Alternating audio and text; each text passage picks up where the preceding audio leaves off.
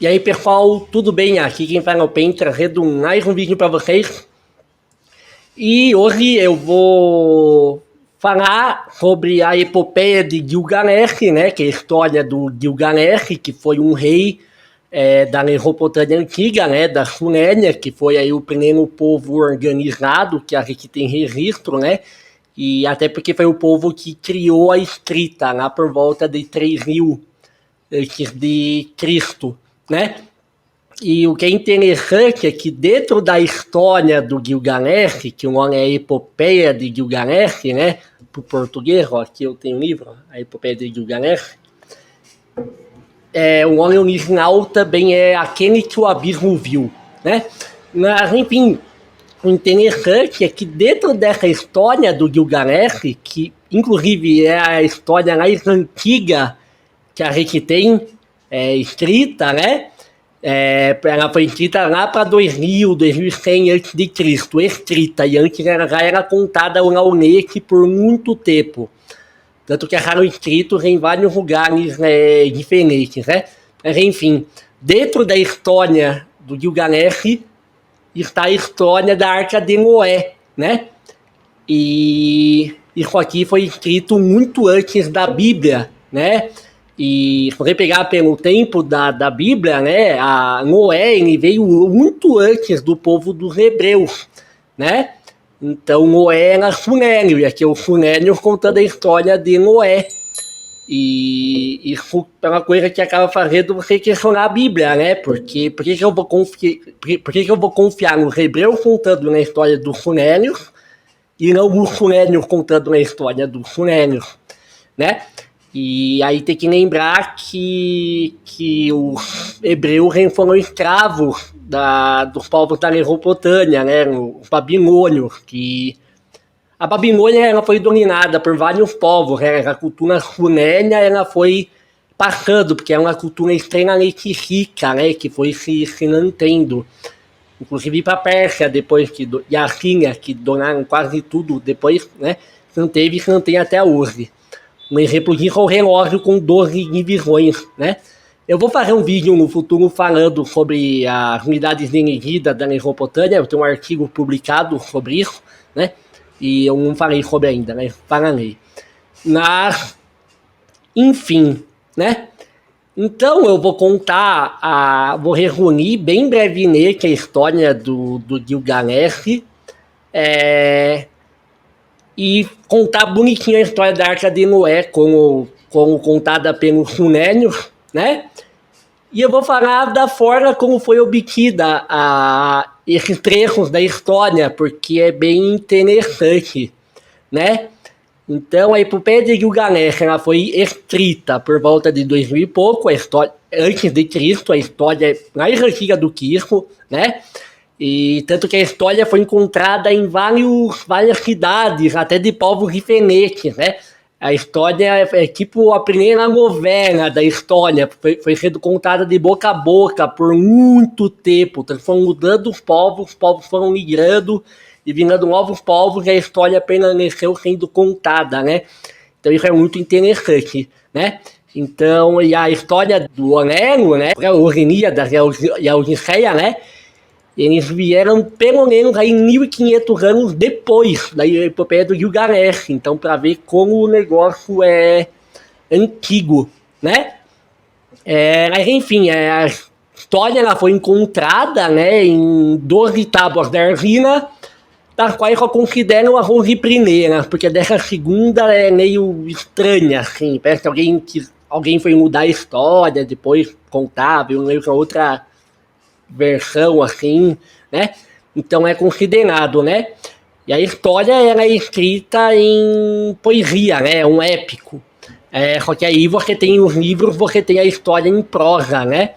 Aí você tem elementos poéticos antigos, de repetição e tal, dos épicos, que é o elemento que você tem os épicos gregos também, da forma que você descreve a história, por 12 dias e 12 noites eles viajaram, e subiram as montanhas e venceram o frio, esse tipo de narrativa, assim, sabe? Então é bem interessante você ver renenetos antigos da poesia, né? Mas você pode ler em prosa e só ter alguns renenetos da poesia, certo? Mas então eles encontraram essas tábuas de argila, né? E eles encontraram isso numa escavação do século XIX, na região onde ficava Nínive, da Síria, né? Então lá no Oriente Médio, na região da Mesopotâmia mesmo. E essas escavações são conduzidas por um arqueólogo britânico, né? O Alistair Naird, que em 1849 ele encontrou uma série de itens da biblioteca de Nínive, né? E lá estava a epopeia de Gilgamesh. E aí tiveram dois tradutores principais, que eram o Harry Nawlinson e o George Smith, na segunda metade do século XIX, né? Então, depois encontraram, né? E só deu para eles traduzirem porque o rei Dário, que é um rei foi persa, o assírio, ele transcreveu os caracteres do cuneiforme para 3 idiomas, para o persa, para o babilônico e para o enanita, né?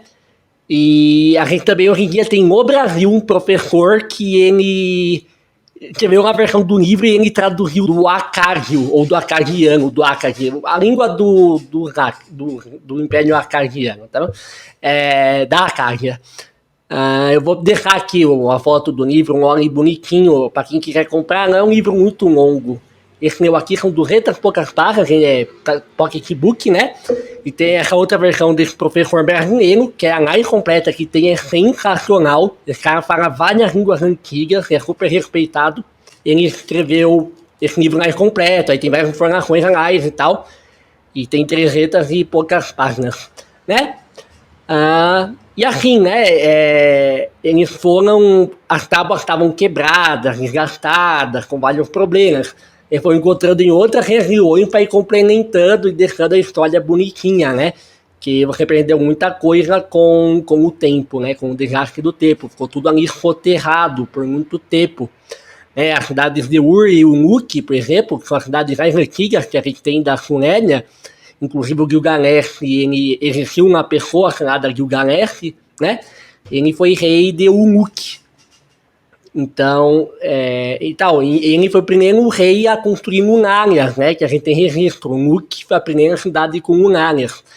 E ele também parece que ele criou aquele esquema que teve na Idade Média, no feudalismo, de que quando um servo ia se casar, o rei tinha uma noite para tirar a virgindade, né, da mulher. Então, Gilgamesh criou isso lá na antiguidade, muito tempo antes de Gilgamesh, parece que ele criou isso aí, né, safadão ele. Mas então vamos para a história do Gilgamesh, né, depois eu entro na Arca de Noé. Então, o Gilgamesh foi um rei de verdade, né. Ele reinou lá por volta de 3000 a.C., se eu não me engano, né? E ele supostamente foi o terceiro ou o quarto rei depois do dilúvio, né? E o que é interessante sobre o dilúvio é que ele foi retratado pelos sumérios, né? E ele foi retratado pelos árabes também, parece por outros povos, relataram que dava para ver de longe uma baita chuvanada, né?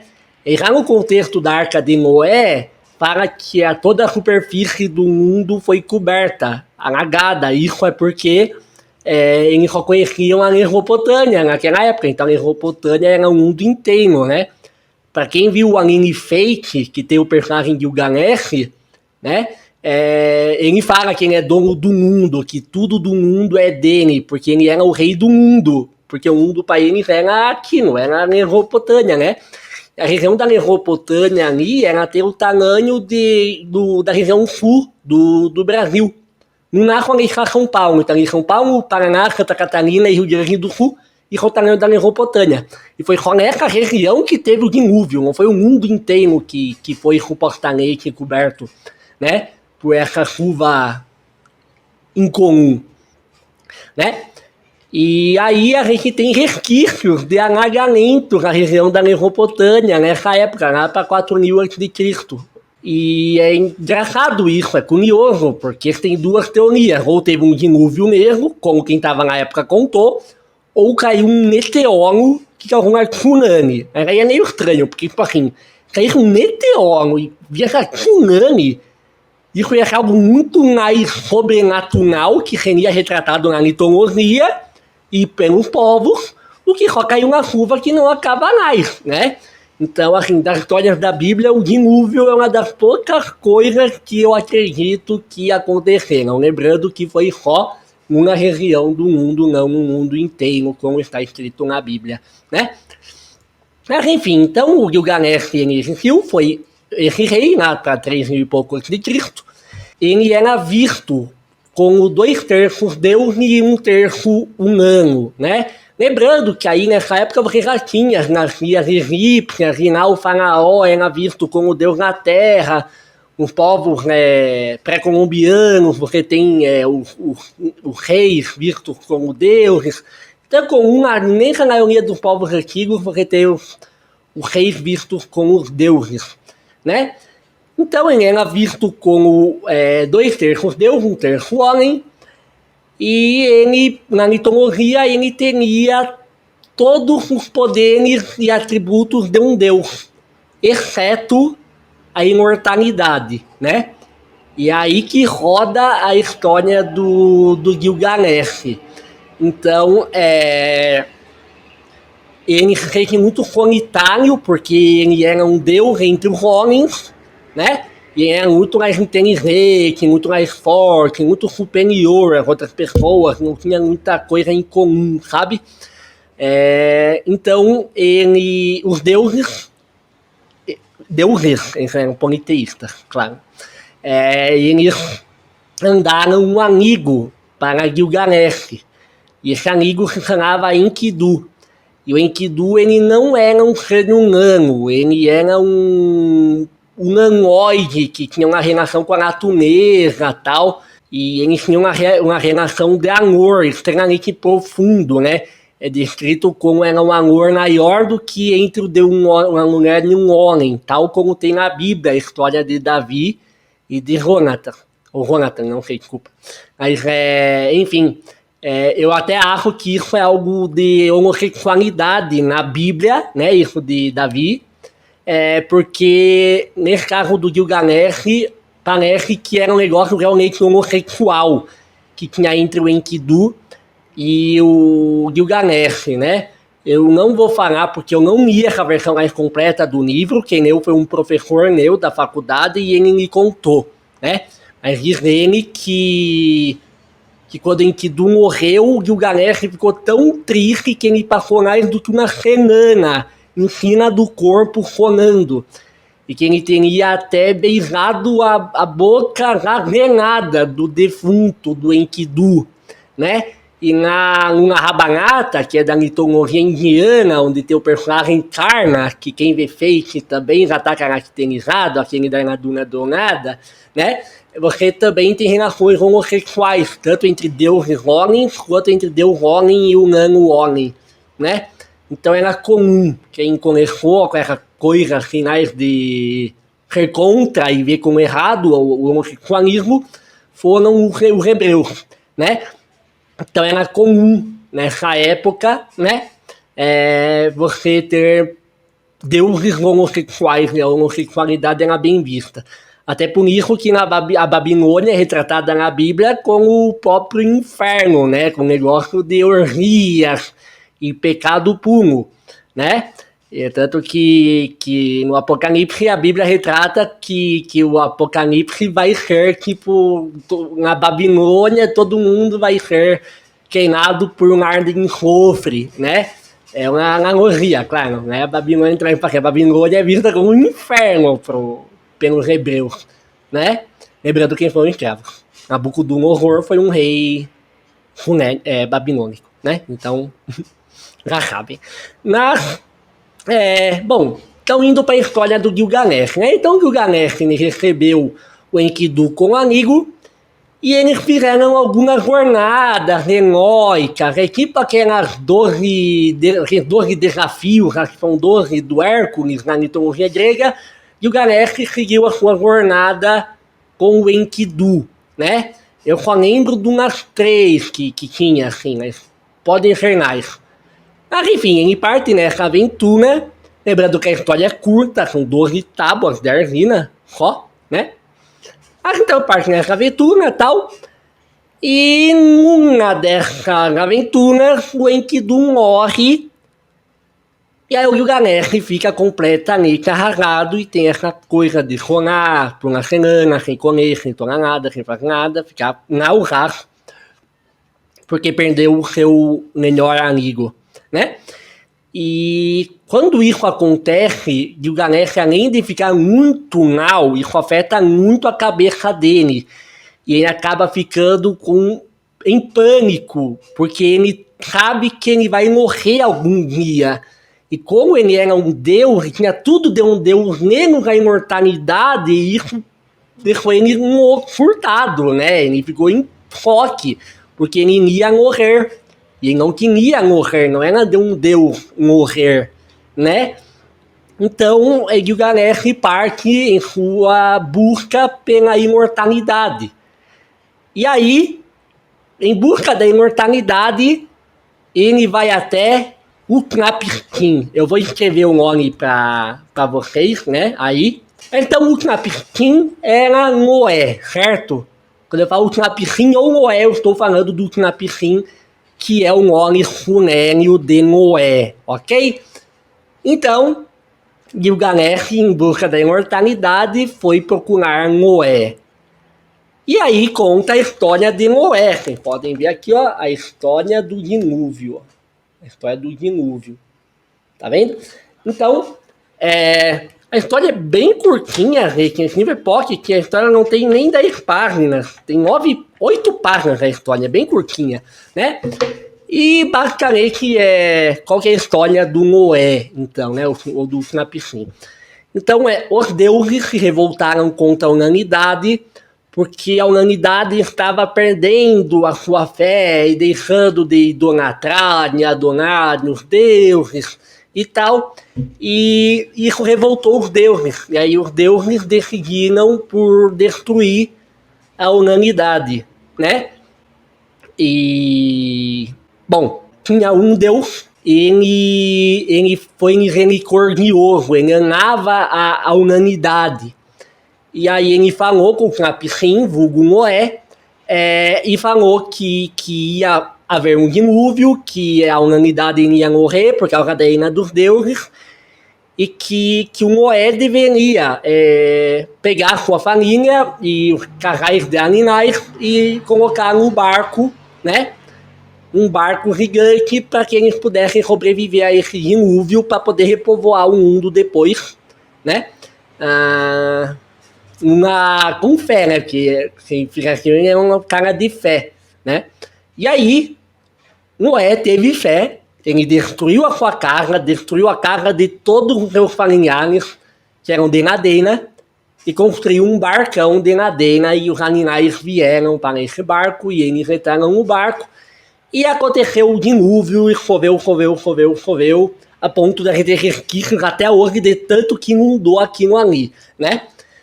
Então o barco, e assim como na Bíblia, eles batem, né, o cume na montanha e ficam lá parados, tá, e agora, né? Aí, assim como na Bíblia, né, o Utnapishtim, ele pega e solta um pombo, né? Só que, eu não sei se na Bíblia é um ou dois pombos, né? Acho que tem até interpretações diferentes da Bíblia, mas enfim, ele solta o pombo. E vamos supor que ele soltou o pombo pro norte, certo? Aí o pombo foi e voltou. Como o pombo voltou, não tinha terra pro norte. Então ele soltou um segundo pássaro, né? Eu não sei se Noé soltou um segundo pombo ou se foi um ubu, um abutre, um corvo, alguma coisa assim, certo? Então, ele soltou um corvo por R. Estou chutando a direção porque eu não lembro, tá bom, guys? Então, soltou, e é irrelevante, soltou por R um pássaro maior do que um pombo. E ele foi, e voltou. Então, não tinha terra por R. Na Bíblia, foi na segunda tentativa, se eu não me engano, certo? Então, a Bíblia foi mais fácil. Foi 2 tentativas, acabou, perfeito. Tinha 4 Dá pra gente ter 4 opções, se não contar norte, nordeste, sudeste, sudoeste, eram 4 opções, tá bom? Enfim, aí ele soltou um terceiro pássaro bem maior, que eu acho que era um abutre, e soltou pro oeste, digamos, e o bicho não voltou. Então tinha terra para lá, porque se o bicho pode, casou naquela arca lá, né, passando fome e tal, ele se achar um lugar que tem comida, ele vai para aquele lugar, vai ficar lá, é um animal, certo? Então foram lá porque tinha terra, encontraram terra, né?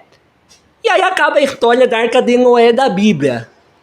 Porém, na epopeia de Gilgamesh, né, lembrando que a história é a história original, a história que veio antes e que é da própria época e do povo, né, que viveu, lembrando, pode não ser exatamente da época que Noé estava vivo, né?